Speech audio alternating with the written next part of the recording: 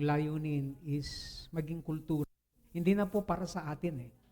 Kapag ang pinag-usapan natin ay kultura, ang, ang ating iniisip po tayo, yung mga sunod na henerasyon. Tayo po ako personally, palaos na, palipas na. So, this coming March, ako po ay, ilang taon na nga ako? Carry 1, carry 2, carry 3. ako po, ako po ay 59 na this coming March. Malapit na akong mag-dual citizen. So, salamat po sa Diyos. Kanina nga, nag-uusap kaming, nariyan din yung hipag ko nga, dinalaw nga si Sister Ruth dahil birthday niya kahapon, so pinuntahan. So, nung naroon kami, nag-uusap-usap kami, di napag-usapan namin, iisang edad na matay po yung aking father, yung aking mother-in-law, yung aking father-in-law. Pare-pare sila mga 62 years old nung umuwi sa Panginoon. Sabi ko dun sa aking hipag, Ate Weng, 3 years ka na lang. Ako din. Pero nagtawanan na lang kami. Ako kahit paano, meron naman akong paghuhugutan ng malaking pag-asa kasi yung aking mother ay 79 nung siya umuwi sa Panginoon. Siguro kung hindi siya na-aksidente during peak season ng Delta, ng COVID, aabot talagang matagal buong buhay. Pero umuwi na siya sa Panginoon. But anyway, ako po'y nagpapasalamat po sa Panginoon. Sabi ko kanina, kaya ko naman nabanggit yon. Tayo na mga palipas na, ang talagang iniisip natin ay yung susunod na henerasyon ng ating pong maging focus ay paano tayo magiging tagapaghawi ng dadaanan ng susunod na henerasyon. Kumbaga kung paano natin sila lift up, yun po talaga ang aking passion, yun po talaga yung aking advocacy sa aking pagpapastor. Hindi lang dito sa Santa Cruz, kundi ako, dalawang aking advocacy, yung tribal ministry at saka yung youth, mentoring the youth. Yun po yung aking talagang, at napakahalaga na kahit tayo ay pastor, ako ay pastor, sa ganitong mga edad kasi, pagdating mo ng 50 or 60 especially, 50 pataas, ang iniisip na ho natin doon is our legacy, yung ating iiwanan. So, ako personally, yun na lang din po ang aking, kumbaga, hiningi ko sa Panginoon na, kasi your advocacy now, kung ano yung advocacy mo ngayon bilang lingkod sa ministry, will be your legacy. Kumbaga, for example, halimbawa, pag wala na ako, kilala mo si Pastor? Si Pastor Tribo yon. Si Pastor Tribo. So, ibig sabihin, pag nasabing ganon, yun yung ating legacy sa mga kabataan, sa youth. So, ako, salamat sa Panginoon. Kaya, ito maganda po itong ating ginagawa. Bagamat ilang kabataan ang naririto, at tayo naman po ay magkaroon tayo ng idea talaga, ng naisin na talagang mapadali yung dadaanan ng mga susunod na henerasyon sa pamamagitan ng mga paglilingkod natin. Kaya masarap pong pag-aralan itong mga bagay na ito. Okay? So tayo po yung sumandaling manalangin. Aming Ama, nais po namin ipagkatiwala ang natitirang mga oras, sandali, sa aming pong pag-aaral. Kung loloobin niyo po na matapos pa namin yung susunod na lesson, tulungan niyo po kami, O Diyos, na ito po ay maunawaan po namin, mapag-aralan po namin, O Lord, na hindi lamang po dumami ang impormasyon na aming pong matutunan, marinig, Panginoon, kundi lalo tigit, ito po ay makatulong sa aming pong transformasyon, Panginoon, sa pagbabago. Na mas mahalin ka namin, mas maglingkod po kami sa iyo ng tapat, mas magpakasipag po kami, Panginoon, for your glory. Ito pang aming dalangin, Panginoon, sa makapangyarihang pangalan ng Panginoong Hesus. Amen. Kanina, doon sa ating mga patutuo kanina, bilang patutuo doon sa mga wrong assumptions, yung attendance is not equals with maturity. Hindi ibig sabihin faithful ka sa attendance ay naroon kagad yung maturity, because yung pag-attend sa worship service is an opportunity for exposure. Exposure, but not necessarily yun ay magbubunga ng spiritual growth. Yung pakikinig na merong pag-a-apply, yun po yung pinakang puso ng discipleship. Hindi ibig sabihin marami kang narinig ay meron na ring paglago. Ang paglago, ang transformation nakikita sa application pa rin. So ang focus talaga ng discipleship, mentoring, ay hindi lamang natin ma-convey, ma-relay yung information, matulungan natin yung mga nakikinig kung paano sila mag-a-apply. And then, napag-usapan natin that ministry activity, yung pagiging involved, busy, di naman po masama yun. Pero, ingatan natin, baka sometime busy pero walang pagbabago sa puso. Yun yung mga napag-usapan natin kanina. Now, pag-usapan naman natin, yun po ay personal. Pero pag-usapan naman natin sa aspeto ng pagiging iglesia. Meron po dito, sabi rito, churches drift when not intentional. Ibig sabihin, hindi siya lumalago at minsan nagiging stagnant pa siya, bumabagsak yung kanyang spirituality, kaya yun po ang essence ng drift, yan. Kaya kapag ang isang iglesia ay hindi intentional sa kanyang paglago, sa disciple making, yun po ang magiging resulta. And ito po yung mga reality na minsan nakakalungkot. Because a church can be full, puno, maraming uma-attend, pero mababaw. Yung lalim.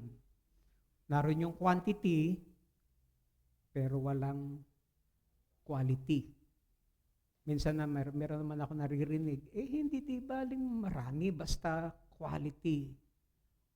Problema rin yun. Kasi, paano mo naman sasabing may quality nga kung hindi kayo lumalago at hindi rin kayo dumadami? Di ba? Problema rin yun. Kasi, magkaroon tayo ng kaisipan, ang paglago ay kasing kahulugan ng pamumunga. Pagdami din. Kaya, a church can be full, but shallow. Maraming minsan taong umaten, pero yung pagkakaugat, hindi siya rooted, mababaw, at madaling, kumbaga, nasishake, madaling natitinag kapag mayroong mga challenges. Kaya nga talaga, ang usapan talaga sa church, hindi ang tanong na, talagang tanong, ilan ang members? Hindi talaga yung tanong. Ilan ang umaattend every Sunday? Hindi talaga yun yung tanong. Ilan ang nabaptize? Sister Glessy, kung ikaw lagi kasi ang nakakakita doon sa aklat ng buhay ng SCBC, ilan doon ang nakalista na nabaptized na? Thousands na, no? Libo na. And then, siyempre, yung iba naman naglipatan, yung iba ay umuwi na sa Panginoon, yung iba ay nawawala. Okay lang sana kung nawawala eh. Ang problema, pag nagwawala. Kaya, yun ang problema. Pero ang usapan nga talaga, hindi ang usapan talaga doon, ilan na ang nabaptize. Kundi ang talagang tanong talaga, sa church, ilan ang tunay na disipulo? Ilan ang tunay na alagad? Yun yung crucial doon eh. Yun yung talagang ipagsusulit natin sa Panginoon as a church. Ilan yung naging tunay na disipulo talaga na naakay natin sa Panginoon. Kaya nga, maganda, bagamat marami, maganda yung puno.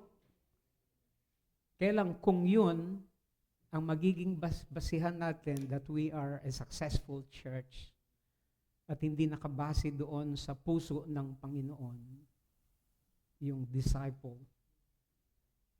Ang utos naman talaga ng Panginoon sa Matthew 28 is not go and make hindi converts. But kundi sinabi, go and make disciple. Disciple. Ano? Possible din na aktibo, maraming activities, maraming events, maraming ginagawa, maraming programa. Pero ang problema nga, ang nakakalungkot, pag walang malinaw na direksyon, patungo sa spiritual maturity, kasi nga minsan ang occupation, ang ating preoccupation is how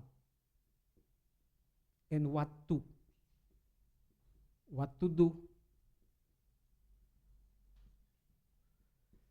how to grow, how to expand, how to.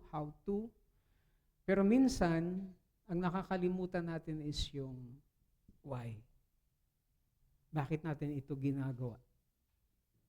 So, pag nalaman natin, naging malinaw yung why, ito'y makakatulong sa atin para magkaroon ng direksyon, ng tamang direksyon, malinaw na direksyon, patungo sa spiritual maturity and Christ-likeness.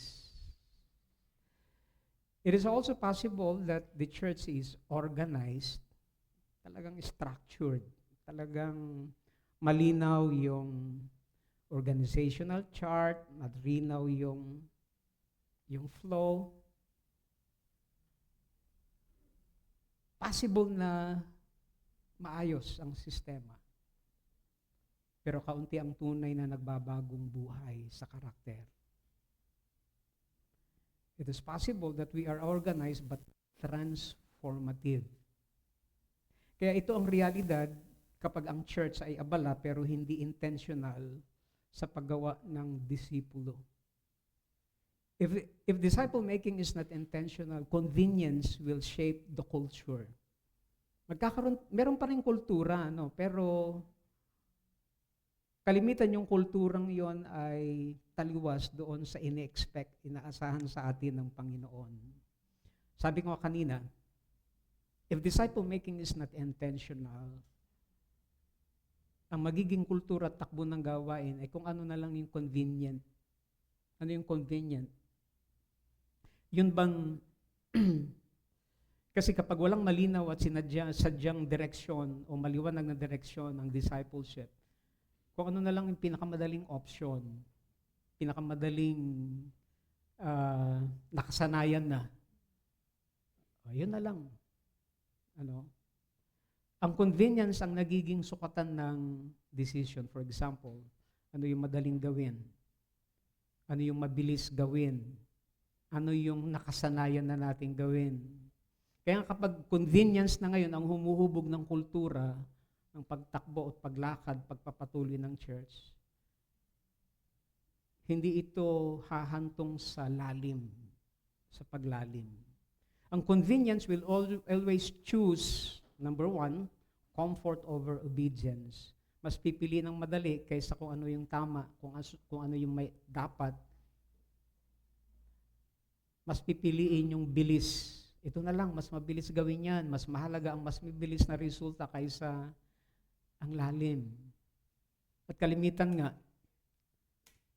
pag ang ating perspective ay katulad ng perspective ng mundo, halimbawa ng corporate, at minsan pag nai-apply yon, kalimitan ang focus talaga is yung result-oriented. Hindi naman masama na maghangad ng result.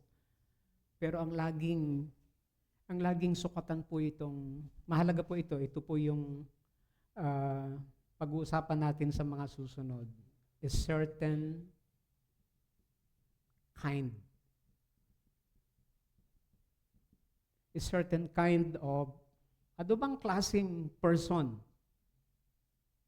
ang ating ipinupursu, ang nais nating dumami, a certain kind of process. Anong uri ng proseso ang gusto nating lakaran, isagawa? A certain kind of product.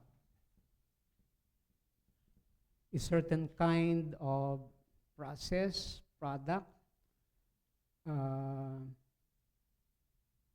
Bali, 4 ito, pero assignment ko yung isa. So, anong uri? Anong uri? Anong klaseng tagasunod? Anong klaseng commitment? Kaya kapag hindi maliwanag yon, ang magiging option na lang natin, kung ano yung mas mabilis gawin. And sometimes, familiarity over formation. Inuuna ang nakasanayan kaysa yung kinakailangang pagbabago. Pero salamat sa Panginoon because when we pursue intentional, especially kapag maliwanag sa atin yung prinsipyo ng intentionality sa kultura, kaya ito yung mahalagang tanong talaga. Anong klaseng disipulo ba talaga ang dumadami? Anong uri ng pananampalataya ang ating dinidevelop sa ating mga tinuturuan? Anong uri ng mga leader ang lumilitaw hanggang paglipas ng Panginoon? Because this question shape the future of the church. Dahil ang kinabukasan na inuhubog ng kung anong uri. What kind of disciples na inihahanda natin ngayon. Okay? At kapag malabo yon, makikita natin yon, yung panganib of being intentional. Therefore, as a church, bilang mga mananampalataya, mahalaga itong word na ito, yung shift. Narinig, familiar po ba kayo rito? Paradigm shift. Familiar po kayo doon? Kowel, ano ibig sabihin ng paradigm shift?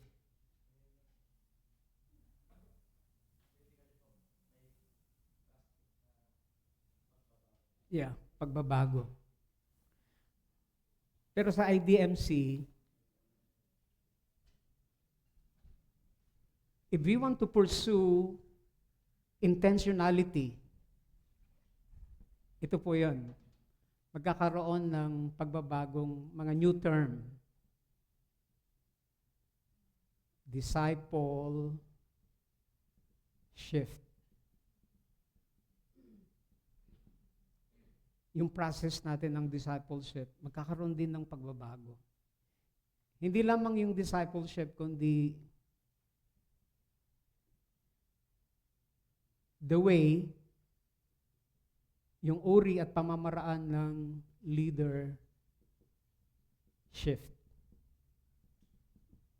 Magkakaroon din ng pagbabago. So, merong leadership shift.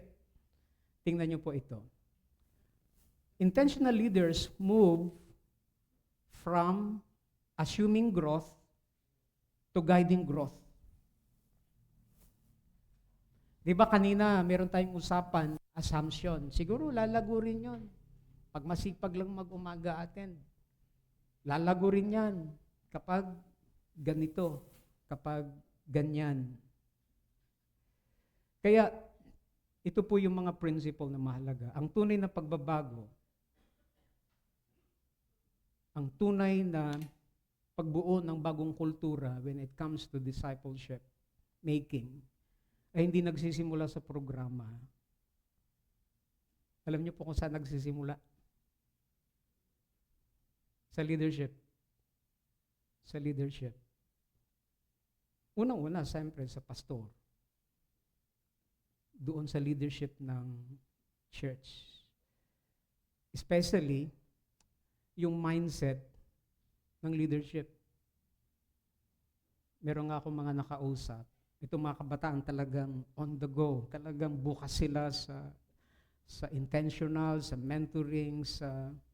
Pero ang problema, kapag ang problema yung mismong pastor, ay hindi nila kasama, hindi nila kaayon, halimbawa, or hindi involved mismo doon sa move na yon, kahit gaano ka-eager itong mga nasa baba na ito. For example, tatanungin nga itong bakit madali niyong nagagawa yon? Kasi nga ang susi, leadership. Kung yung mismong pastor, siya ang nagpapasimuno, siya ang talagang nagpapakita rin kung paano at kung anong halimbawa, crucial yon sa pagde-develop ng kultura. Kaya nga, mahalaga talaga ang leadership when it comes to the culture. Na kalimitan yung kultura ng church ay reflection ng mindset or quality sa leadership. Kaya kapag ang leadership mindset ay nakafocus sa assumption, lalago rin yan. Pagdating ng araw, maging masipag lang yan. Ang discipleship, nagiging passive. Nagiging passive. Ito yung kabaliktaran ng intentional.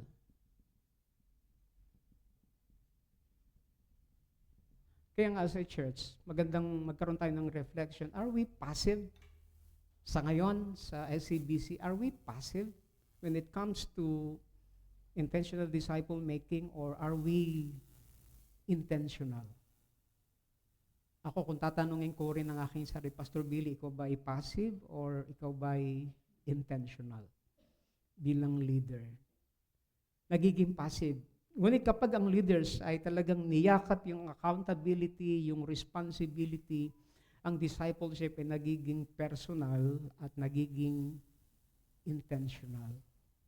Kaya ako, personally, minsan, siyempre, yung ibang mga pastor, nakikita nila yung aking mga activities dito. Pag nagkakausap kami, pastor, dahan-dahan lang. Baka madali ka. Yun yung aking minsan mga naririnig. Pero pinapaliwanag ko naman kung bakit. Kung bakit ganon yung aking, kumbaga yung intentionality ko. Kalimitan na makikita nyo ng aking focus is what? Mentoring. Mentoring. Yung pagdating sa mga evangelism, Bible study, di bahala yung mga kapatid. Bahala yung mga nasa mentoring. Pero ang tinututukan ko is yung mentoring. Why? Kasi ako personally, ang aking programa sa aking pagpapastor dito sa SCBC, para at least kahit paano, makita nyo yung kung nasaan ako, kung bakit ganito ako. For me, yung first 3 years ko, that is very crucial. Yan yung pagpiprepare, yan yung aking pagiging pusher, pagiging tulak. Sa atin-atin lang yun, baka yung pastor namin, may nakakarinig na pulis, tulak, pusher. Nako. Bakit? I know na yung first 3 years, aking mindset dyan, clear sa akin at accepted ko yan, na ako talaga ang mag-i-spearhead, mag-i-initiate, mag-motivate, talagang mag-prepare. Pero, after 3 years, at yung mga susunod na taon, ay ganun pa rin yung aking mobilization. I failed. I failed doon sa ipinapagawa sa akin ng Panginoon. Kasi one time, sa aking personal na prayer, Lord, anong aking gagawin sa napakalaking ministry na ito? The Lord spoke to me personally. Hindi ko naman narinig yung boses niya, but na-sense ko yon doon sa word.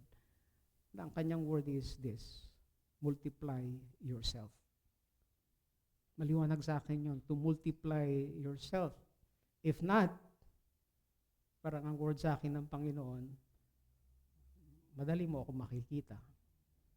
Madali mo akong Kaya yun po, maliwanag po sa akin yun. Kaya salamat po sa Panginoon. Kaya bagamat this is my second year, papasok pa lang sa aking third year, ay meron ako nakikitang kahit paano na pagpapasahan, paunti-unti, dumadami na yung mga nagba-Bible study, dumadami na yung...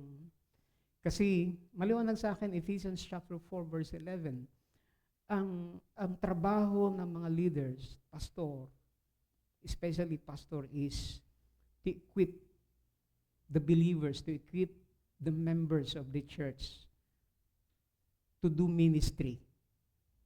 Ang aking trabaho bilang pastor is to equip, to prepare.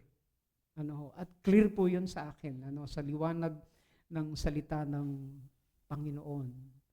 Kaya nga, kapag ang leader ay niyakap yung responsibility na yon, nagiging personal at intentional yung especially yung pinapagawa ng Panginoon. Kasi nga, merong mga old mindset na people are responsible for their own growth. Bahala kayo. Which is tama rin naman. Totoo na may personal responsibility ang bawat believers. Pero sa Biblia, hindi iniiwan ng mga shepherd ang tupa na maglakad mag-isa. Ang growth ay merong guidance.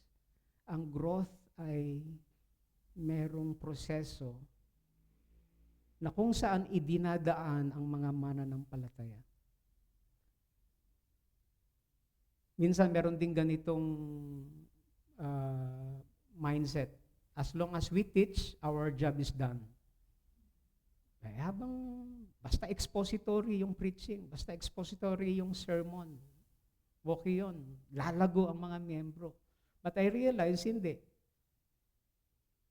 Ang pagtuturo, simula lang. That's only the beginning. Kasi ang tunay na discipleship ay nangyayari kapag ang katotohanan, yung truth, ay tinutulungan natin ang mga kapatiran, ng mga mananampalataya sa DG, sa mentoring, sa discipleship group, na maisabuhay, mai-apply yung mga word na yon na ating naririnig. Then meron pang isang mindset, if they want to grow, they will grow. Ang kagustuhan ay mahalaga, pero kailangan pa rin ng direksyon. Kailangan pa rin ng model, kailangan pa rin ng paggabay. At tayo po ay naririto, kaya natin ito ginagawa para maging maliwanag yun sa atin. Kaya, kung titingnan natin ang Bible, shepherds guide growth. May pananagutan ng mga leader na alagaan, ituwid at pangunahan at ang paglago ng kawan. At ang leaders ang siyang nagbibigay ng direksyon. Ang malinaw na direksyon ng leadership ang umuhubog sa takbo ng church culture. Church culture.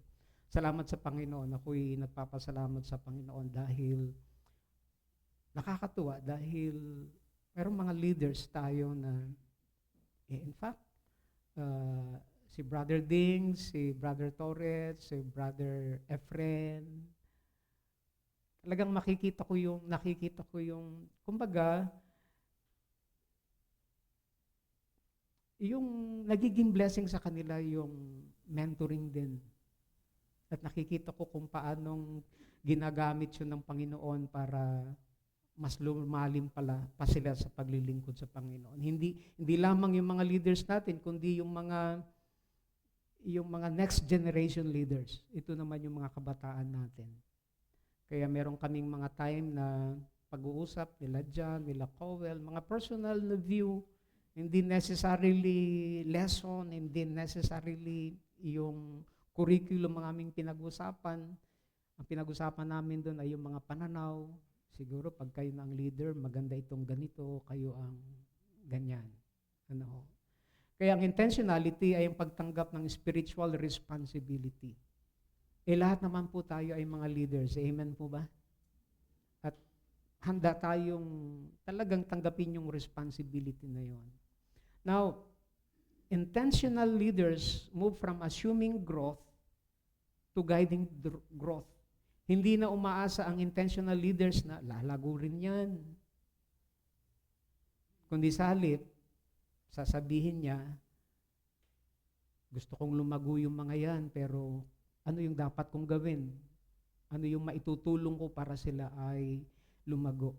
Kumbaga, sinasadya nilang gabayan ang proseso ng paglago sa mga kapatiran. May direksyon, may tamang timing, kung saan sila aabutin, kung saan sila naroon. Alam nila na ang growth ay kailangang tulungan, hindi hintayin.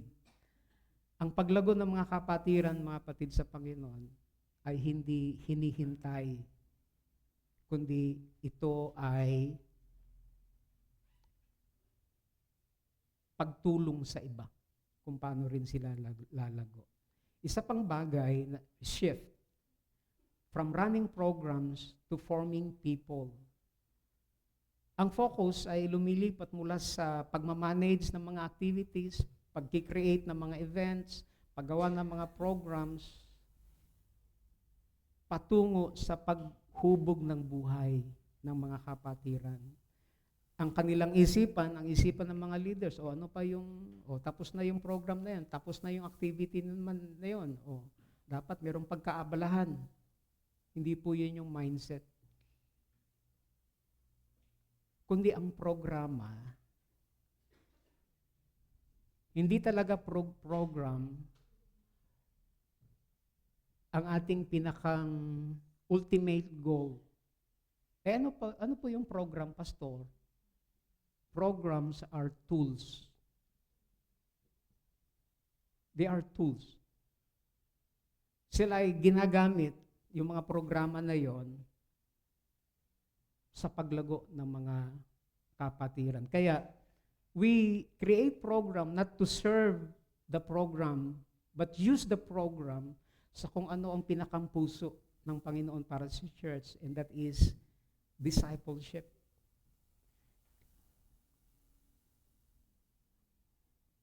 From counting attendance to cultivating maturity. Hindi na lang tinitingnan kung ilan ang dumadalo, kung ilan ang umattend, kundi ang talagang question ng intentional disciple-making culture is this: ilan ang lumalago? Ilan ang nagbabago ang buhay? Ang tunay na sakotan ay hindi yung ilan ang, napuno ba yung mga upuan, kundi pusong nagbabago. Buhay na nagbabago. Buhay na nagiging kawangis ni Kristo. From counting attendance to cultivating maturity. Maganda pong mga mindset po ito. Hindi nito tinatanggal ang personal na responsibility ng mga believers, but dinadagdagan nito ang shepherding, ang pag-aalaga, pag-aakay ng responsibility, especially sa mga leaders. Therefore, my dear brothers and sisters, leadership is not organizing people, but leadership is spiritually shaping lives. Ulitin ko po. Leadership is not just organizing people, but leadership is spiritually shaping lives. Okay? So, maliwanag po ba yan, mga kapatid? And then, there are 5 simple components of intentional disciple-making culture. So, hindi ko ito masyadong i-expound dahil meron isang particular na lesson or session for this. Ano po yung mga simple components ng intentional disciple-making culture? Number 1, we learn to prioritize. Purposeful priority. So, we prioritize according to purpose. According to purpose. Because intentionality begins with a decision. Disciple-making is not one of the many priorities. Pakinggan po niyo ito. Mahalaga po ito. Disciple-making is not one of the many priorities, but disciple-making is the priority itself. It is the main thing. Kaya nga, kapag nagbanggaan ang disciple-making sa program, sa tradition, sa convenience, pero kapag ating ipupursue ay kultura, yung program, events, tradition, even yung mga ginagawa nating kapamaraanan, nakaikot yon sa discipleship. lahat ng ministry. Kasi ang problema nga, mamaya pa yon, merong mga maling pagtingin sa discipleship, isa sa mga maraming ministry. Merong worship ministry, merong music ministry, ushering ministry, prayer ministry, at salamat, meron tayong discipleship ministry. Sa unang pandinig, parang okay. Pero alam niyo pong problema doon, kung titingnan natin ang discipleship na isa lang sa ministry, sino ba ang naka-assign sa prayer? Ay, di yung mga nasa prayer ministry. Tama? Sino naka-assign sa worship? Yung mga nasa worship ministry. Sino naka-assign sa discipleship? Ay, yung mga nasa discipleship ministry. Na para bang pag hindi ka involved sa committee na yon, meron kang option na kayo na lang. That's the problem. That's the problem. Which is, kung titingnan natin ang discipleship na hindi lamang isa sa mga ministry, but it is the ministry itself of the church. Kaya ang tanong sa atin, bilang church, ang SCBC ba ay merong discipleship ministry? May bang programa sa ministry? Meron ba itong committee sa discipleship? Meron ba itong department sa discipleship? Hindi talaga yung tanong mapatid. Kundi ang SCBC ba sa kabuuan ay nakasentro sa discipleship. Na ibig sabihin, kahit ang worship ministry, doon din umiikot. Ang prayer ministry, doon din umiikot sa pagpuproduce ng mga disciples, mga praying disciples. Even doon sa ibang mga programa. So, planned pathways. Intentionality, refuse, kumbaga, sana, hindi yung sana ganito sana. But spiritual growth must be designed. Pinagpapasyan, idinidisenyo. Kaya nga, merong ilang mahalagang tanong dapat nating sagutin. Saan papunta? Saan natin dadalhin ang mga bagong mananampalataya? Halimbawa, bagong bautismo sila MJ, si Joel. Bilang mga nauna na, saan natin gustong dalhin itong mga bagong mananampalatayang ito? Saan? Kung akong tatanungin nyo, Pastor Billy, saan mong gustong dalhin si MJ? Isang araw, makita ko siya talaga na humahayo bilang misyonero. Kasi doon siya nag-respond sa tawag yun ng Panginoon. Di, pagpaplanuhan ko siya. Pagpaplanuhan natin yung mga, kumbaga, saan natin dadalhin ang mga bagong mananampalataya? Hindi lamang mga bagong mananampalataya, kundi ang bawat isa sa atin, saan tayo papunta bilang mga membro? And how does a growing believer mature? Paano tayo magmamature? How does a mature believer multiply? Paano dadami ang mga mature na believers? Kasi nga kung walang malinaw na pathway, people will wander. Kaya yung pathways, mahalaga po yun. Pinagpaplanuhan, planned pathways. Hindi, isa pang component ng intentional disciple-making church is people. People. That we need to invest. The greatest investment sa church are not the programs, not the facilities. Do kailangan maganda po yun. Or not anything, o anumang mga bagay. Alam niyo po ba ang pinakamahalagang investment sa church? Pakisabi nga sa kato, ikaw mismo. Tayo mismo. Tayo mismo. For example, halimbawa, dumating ang Panginoon mamaya. Tapos meron tayong 15 million sa bangko. Na ibinigay ng Panginoon yung 15 million na yon for 2025 na gamitin sa ministry.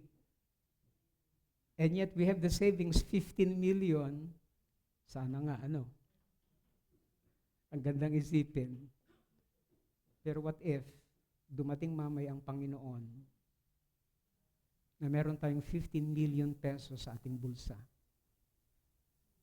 Which is the issue here is not how much the savings that we have, kundi ang i-account natin sa Panginoon, ilang mga kaluluwa ang naligtas. How many people are ang na-save. Kaya nga, mapatid sa Panginoon, the greatest investment sa church talaga is tao. Tao. Kaya hindi nakakapanghinayang na mag-invest sa tao. Hindi nakakapanghinayang na mag-invest sa mga kabataan, sa mga next generation of leaders. Ano ho? They are shaped, people are not formed from distance. They are shaped through presence, prayer. Programs are tools to support discipleship, but people disciple people. Sino nagdi-disciple? Hindi naman programs ang nagdi-disciple. People disciple people. Amen po ba, kapatid? Isa pang aspeto, hindi ko po ito masyadong i-expound. Progressive formation. Ito yung process. Ito po yung process. Intentional leaders understand process. Why? Because spiritual maturity takes time. Mapatid sa Panginoon, seryoso ba tayo sa intentional disciple-making church? Seryoso po ba tayo dito? Pero gusto ko pong ipadama sa inyo at ipaunawa. Ito po'y mabagal na proseso. Hindi po natin pwedeng expect na next month, dapat marami na tayong bunga. But it takes time. Why? Because if you're pursuing culture, it takes time to create culture. Tama po ba? Hindi naman overnight ay napapalitan ng culture o nababagong kultura. It takes time. Merong kultura na na-form 3 decades. 40 taon. Tapos babaguhin natin yung kulturang iyon overnight. Hindi pwedeng mangyari yon. But we need to invest and we need to be patient. We need to kumbaga, mag-persevere. It takes time. It includes failure. Nangangailangan ng patience. Nangangailangan ng perseverance. And then, isa pang mahalagang bagay, evaluation. Purposeful evaluation. Intentional leaders, intentional disciple-making church, ano pong ini-evaluate? Hindi po yung activity. It is not the activity that we evaluate, but it is the fruit. Yung bunga. Ano ho? Not only the question is, successful ba yung event? Kundi ang talagang tanong, are people becoming more like Christ? Yun po yung evaluation. Because evaluation is not criticism, it is stewardship. It is stewardship. Kaya ang final takeaway natin sa lesson na ito, praise the Lord, natapos natin lesson 1. Pero makikita nyo dun sa outline, first page pa lang yan, ano? Nakakaunang page pa lang tayo. And hopefully, anong oras na ba? 1:37. So meron pa akong utang na 1 oras at kalahati. Pero hopefully, yung last na lesson natin ay matakil natin. Hindi man necessarily yung 3 lesson, kahit ito man lamang mahalaga kasi ito yung biblical foundation ng intentionality. So, basahin nga po natin, final takeaway. Number 1, 2, 3.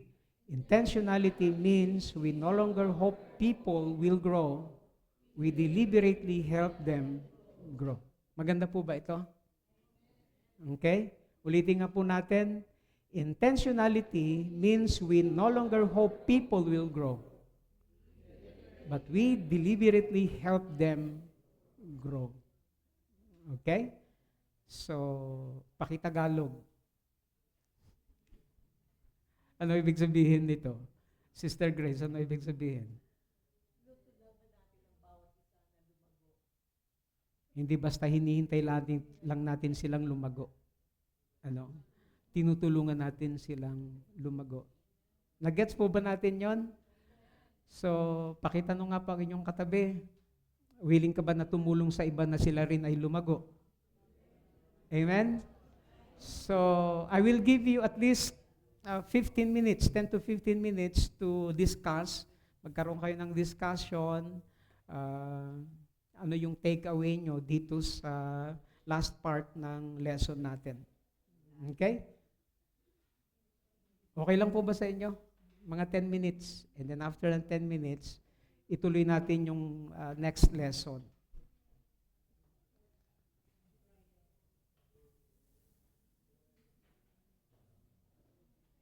Sige, usap-usap uli po tayo.